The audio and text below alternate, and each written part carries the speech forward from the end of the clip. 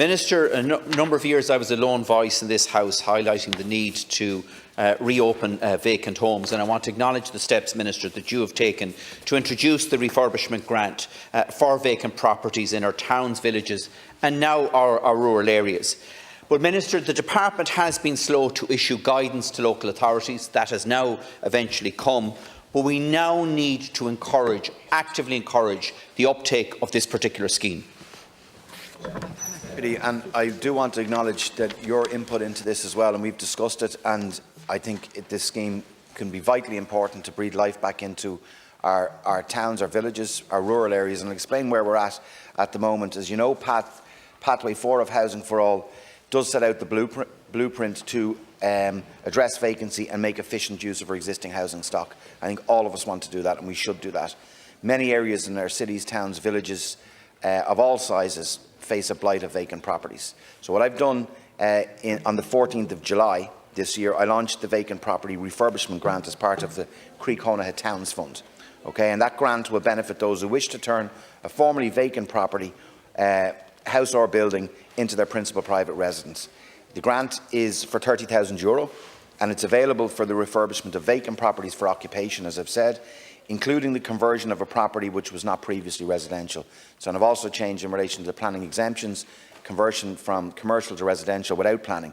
Where the refurbishment costs are expected to exceed the grant of €30,000, there's a further grant if the local authority designates the home that was derelict. So it's €50,000, €30,000 for vacant, €50,000 for €30,000 for vacant, €50,000 for derelict. The 21st of September, I launched the Ready to Build scheme, which is the service sites fund within our towns and villages. I think that has been a great response to that also. And when I launched the original Creek Honaha Towns and Villages, I committed to an ongoing review of the scheme. So what I've done now, Deputy Naughten, is I'm expanding the scheme. So guidance has issued. In fairness, we only launched it on the 14th of July.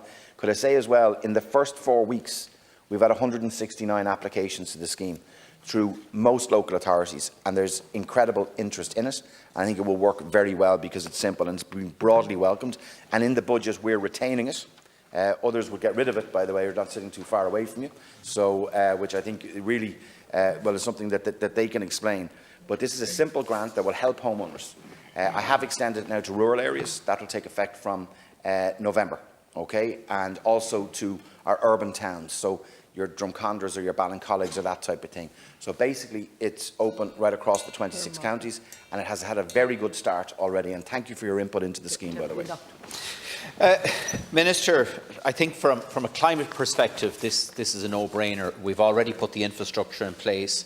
Water, electricity, broadband is going in now. And for in climate terms, it takes 1 tonne for every square metre of new build, and just half that when we're talking about refurbishing an existing house. Now, can I ask you, Minister, there has been an incredible level of interest already in relation to it, but we have set a cap of 2,000 premises by 2025. Now, conservatively, we're looking at somewhere between 90,000 and up to 160,000 vacant properties across the country. And Minister, if the demand is shown, can you assure local authorities that the funding will be made available to refurbish more than those 2,000? Being serious about this, this is, in my view, as you've said, Deputy Naughten, a no-brainer.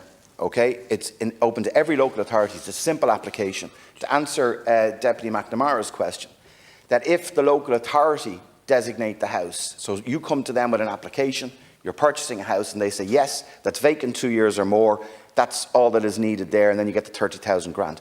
If the local authority and the prospective homeowner comes forward and says that home is derelict, and that's agreed with by the local authority, the €20,000 top-up grant applies. So, and by the way, it's not up to, it's 30,000 for vacant, 50,000, regardless of the value of the property or the purchase price. So already, and I actually made the further changes that we announced, myself and Minister Burke, at the ploughing, and most people, reasonable people, who see this scheme, see it as an excellent initiative that is going to work. If it's on there, but if it's not on it, will that be used as an incentive to get more of these houses on the market? as Minister Donoghue brought forward yesterday as well, the vacant property tax, which will be managed by the revenue also, and we do have the vacant site register too. But this scheme, I can assure you that if the interest, which translates into applications, which is happening now, will provide additional funding above and beyond. No question. Deputy Naughten. Thanks, Minister, and thank you for that reassurance, because the difficulty is across my own constituency of Roscommon and Galway, we have approximately 6,000 vacant homes, less than 10 of which are for rent today. And across the Northern and Western Regional Assembly area, we have 44,000 of these vacant properties, and we do want to see them back in use, bringing life back into rural communities. But can I ask you, Minister, can you give an assurance here, if there are barriers towards the uptake of this scheme, that they will be addressed? And I'll give you a reference in terms of the repair and lease scheme, which I think in principle is a good scheme, but the social housing test that is placed on that is acting as a barrier to local authorities refurbishing some of these vacant properties. Now, right across this country at the moment, we have a social housing need in every village. There are Irish people or Ukrainians that will take those houses, and yet we still have a social housing test in place for that scheme. It needs to be lifted. Briefly, Deputy McNamara. Deputy Naughten, we've made some quite significant changes to the repair and lease scheme quite recently, and we've removed a lot of those barriers there as well. Repair and lease is a very good way of getting vacant and derelict properties back into use for social housing, and I've seen many of them right the way across the country. Only earlier on this week I was with Deputy Moynihan in Macroom, seen some fantastic work that's been done there in relation to town regeneration work all over the country, and actually it's happening. It might disappoint people, some people, that it's happening, but it is. What I'd say to you is this: the scheme itself, we've kept it as simple as possible, and this will be on top of CPOing through the housing agency. So there's a number of streams that are there, but this government and most deputies are committed to keeping this assistance, to making sure the scheme works. If it needs to be tweaked along the way, absolutely. It only launched on the 14th of July, and we'll do that.